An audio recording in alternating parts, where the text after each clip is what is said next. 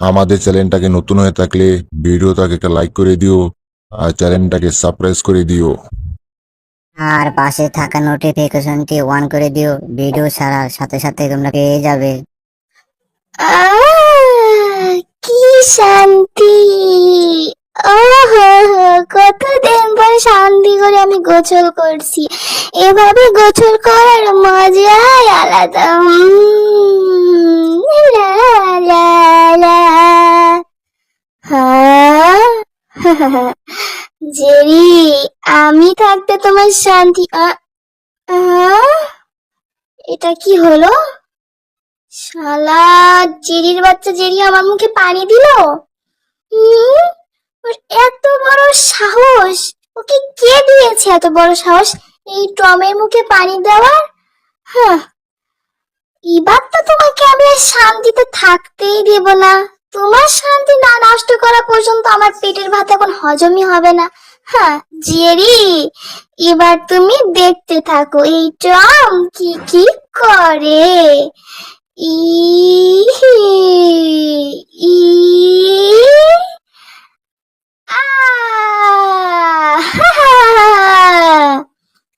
এবার করো, বেশি করে শান্তি করে গোসল করো। তোমার শান্তি আমি নষ্ট করে দিয়েছি। আইসে, আমি থাকতে ওনাকে এবার শান্তিতে গোসল করবে।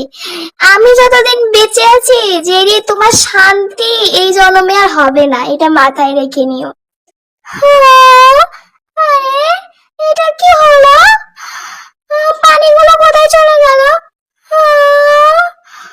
এই শালা টমের বাচ্চা টম, তোকে তো আমি পরে দেখে নেব।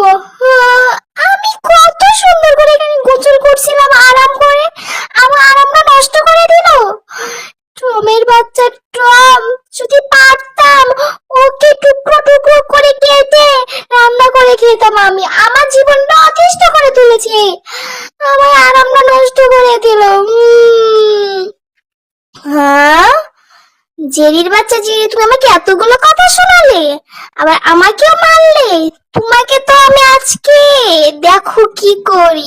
আরে আরে, ওকে কি করবো? ওই গাইড এরকম নাটক কেন করছে আমার মতো? আরে ভাই, ভালো করে চল না, ওই জেরির পিছনে চল। ওই জেরিকে উচিত শিক্ষা দিতে হবে।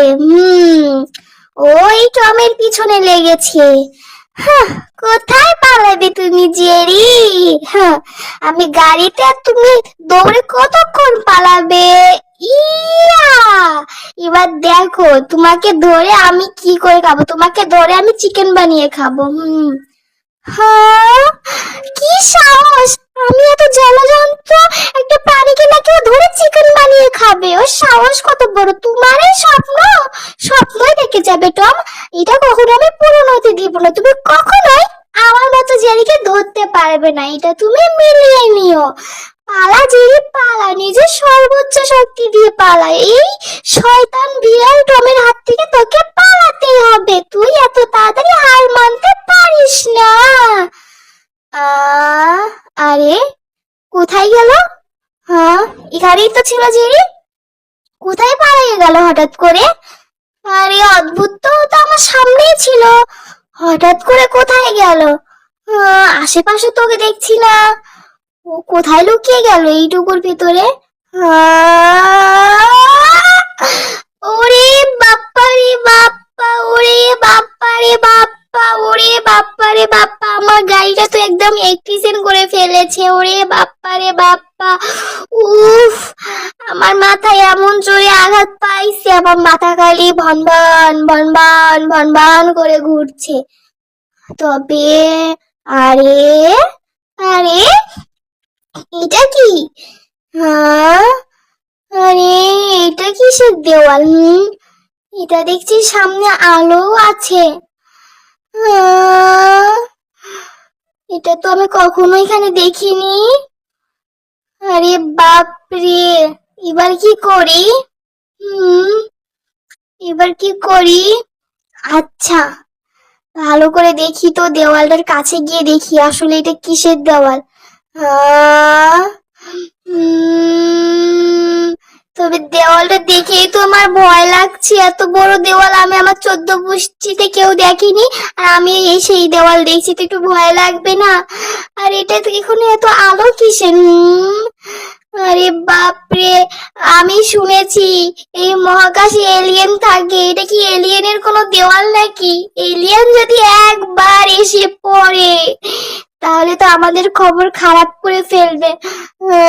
এটা কি এলিয়েনের দেওয়াল নাকি? ওরে বাবা রে বাবা,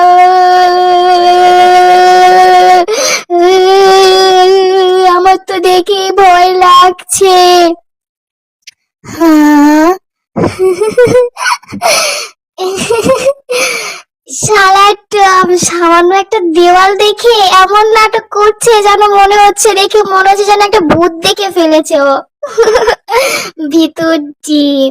হ্যাঁ, আচ্ছা একটু যাই তো, তেলের ভিতর ঘি ঢেলে দিয়ে আসি। ওর ভয়টা আর একটু বাড়িয়ে দিয়ে আসি। আরে বাস, ও যেমন নাটক করছে মনে হয় একটা সামনে বড় একটা ভূত দেখে ফেলছে, আর ভূতটা ওকে গিলেই ফেলবে, দেখি এরকম মনে হচ্ছে। ভিতর ডিম সামান্য একটা দেওয়ালকে দেখে যে নাটক করেছে। দাঁড়া, তোমাকে আরো একটা উচিত শিক্ষা দেই। এই জেরির পিছনে তুমি লাগবে না, আমাকে রান্না করে খাবে, আমাকে চিকেন বানিয়ে খাবে। দাঁড়া, তোমার চিকেন বানিয়ে খাওয়া আমি ঘোচাচ্ছি। এবার দেখো। ই আ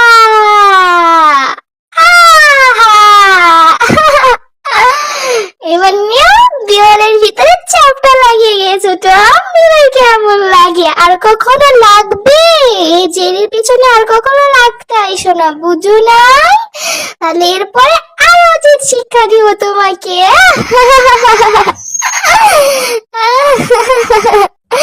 ভিতর ডিম টম চারটা লেগে গেছে দেওয়ালের চাপে পড়ে।